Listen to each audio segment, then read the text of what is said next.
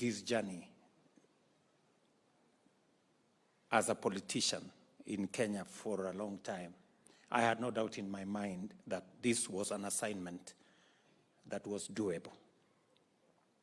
And I'm very proud that we finally have a report, and the report has already been adopted by both houses of parliament, and we are now well on course to implementing it. Let me also take this opportunity to commend our former Prime Minister, the Honorable Raila Odinga, for the decision that we jointly made to make sure that we take the country on this path, the path of peace, of dialogue, consultation, conversation, that is what defines Kenya. Kenya is a country that is very well known, and we have credentials as a country, as believers in democracy, and that we can always use democratic means to resolve whatever issues that arise. Because as our democracy matures, we consistently have to look out for avenues that gives us the opportunity and leverage to resolve whatever issues that are identified amongst us. And therefore, I'm very happy that what happens to us and the teams managed to hammer out an agreement on many issues, actually most of the issues.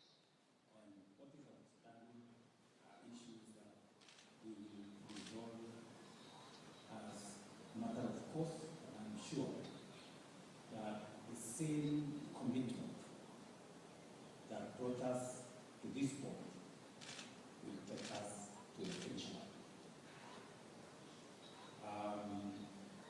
I am particularly happy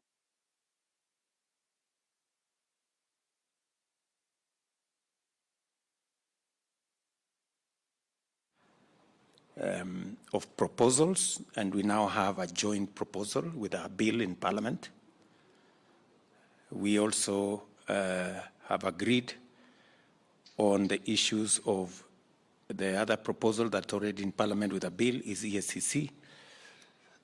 I hope you included Mambo Matatu.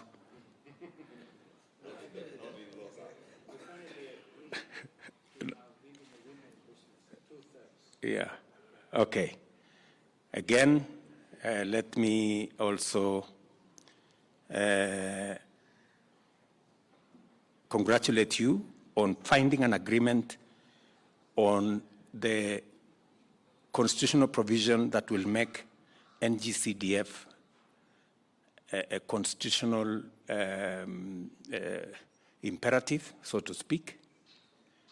The oversight fund that the Senate will access, and also NGAF that will be available to our women members of parliament. I'm sure Wambilianga and my sister here, Amina, will be happy when we finally make that NGAF a constitutional bill that will constitutionally provide for resources for our women members of parliament to discharge their responsibilities and to serve the people of Kenya appropriately. And as Stephen has said, I am happy that the outstanding issue of two-thirds gender, finally, both sides have agreed on a way forward. I want to encourage all of us that this time round, I think we have an opportunity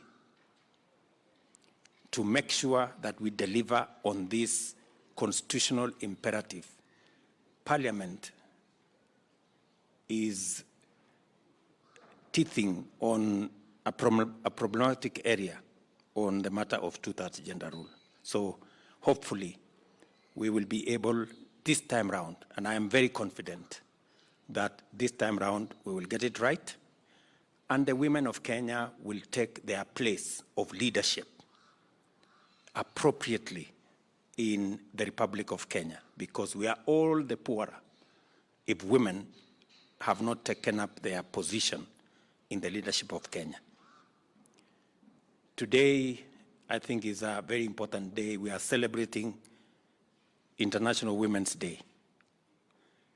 And as we do that, we are having this concurrence of minds on delivering on the two-third gender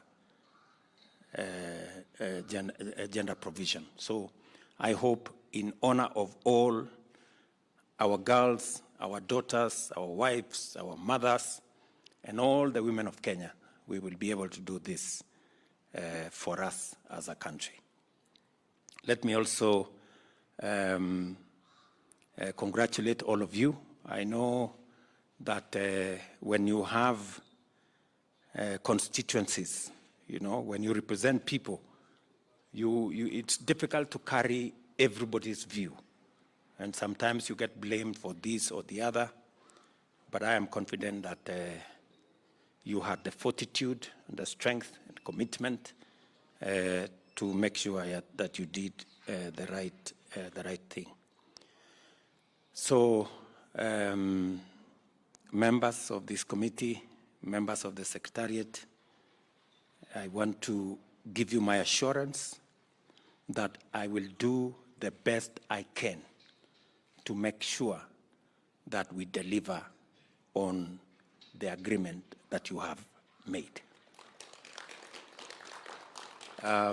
It is not an agreement of one side versus the other.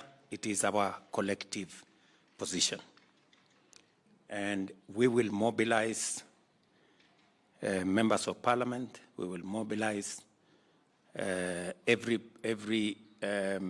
aspect of what is required so that we can deliver on this commitment. Let me give my commitment that I will do the best I can. We all know, you know, the good thing is that all of us here are members of parliament. Have been members of parliament, let me put it correctly, have been members of parliament. And you know how parliament operates. Even on bills that I went out with my Kenya Kwanza people, we went out, we told people, we are going to run a program called housing. So when it comes to passing the bill on housing, the people you were with on the platform now come again and say, lakini sasa unajua, iko maneno. Then you ask them, but we promise the people.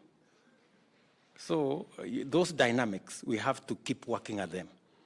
So I really want to ask Parliament this time round, because whenever I call a PG here, and they really take a lot of my time, I have to explain at length, many times.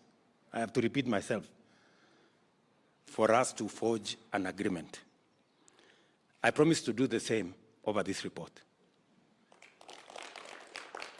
And I really want to persuade our members of parliament from both sides of the House to work towards doing the best for Kenya.